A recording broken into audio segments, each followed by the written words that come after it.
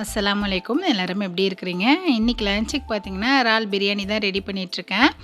நான் ரொம்ப நாளைக்கு முன்னாடி போட்ட ஒரு வீடியோவில் இறால் பிரியாணி இது மாதிரி ரெடி பண்ணியிருப்பேன். அதை பார்த்துட்டு ஒரு சிஸ்டர் கமெண்ட் பண்ணியிருந்தாங்க.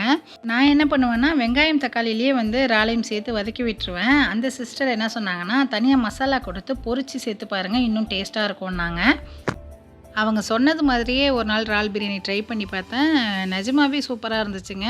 அன்னையிலேருந்தே இறால் பிரியாணினாவே பொரிச்சு தான் சேர்க்குறது. ஒரு சைடில் இறாலை மசாலா கொடுத்து பெரட்டி வச்சாச்சு. அப்படியே அரிசியும் ஊற வச்சுட்டேன். ஏன்னா அரிசி ஒரு அரை மணி நேரம் ஊறினா தான் நல்லாயிருக்கும். இன்றைக்கி பார்த்திங்கன்னா நான் துளசி அரிசி கூட பாஸ்மதியும் சேர்த்து ஊற வச்சுருக்கேன். இதுக்கும் ஒரு குட்டி ஃப்ளாஷ்பேக் இருக்குங்க. என்னென்னா, ஒரு நாள் பிரியாணி செய்கிறதுக்கு எல்லாம் ரெடி பண்ணிட்டேன். அரிசி பார்த்திங்கன்னா இப்போ நான் எடுத்தேன் இல்லையா படி, அதில் அரை இது தான் இருந்துச்சு. இண்டியா கேட் அரிசி கொஞ்சம் இருந்துச்சு. ரெண்டுத்தையும் சேர்த்து அன்றைக்கி இங்கே பிரியாணி செஞ்சேன். உண்மையிலே செம்ம டேஸ்ட்டாக இருந்துச்சு. அரிசி இல்லை, வாங்க முடியாத சூழ்நிலைங்கிறதுனால சேர்த்து செஞ்சுருந்தேன். அன்னையிலேருந்து பார்த்திங்கன்னா இந்த பழக்கம் ஒட்டிக்கிச்சு. ஒரு சில வார்த்தைலாம் சொல்லக்குள்ள நம்மளுக்கு சின்ன வயசுலலாம் வாய் தடுமாறும். அதே மாதிரி தான் இந்த இறாலுங்கிறதும். நான் நிறைய வாட்டி லால்னு சொல்லியிருக்கேன் சின்ன வயசில். இப்போ நினச்சாலும் சிரிப்பாக வருது. இந்த வீடியோவில் நான் இறால்னு மென்ஷன் பண்ணுறப்போ கூட ரொம்ப நிதானமாக நிறுத்தி தான் சொல்கிறேன்.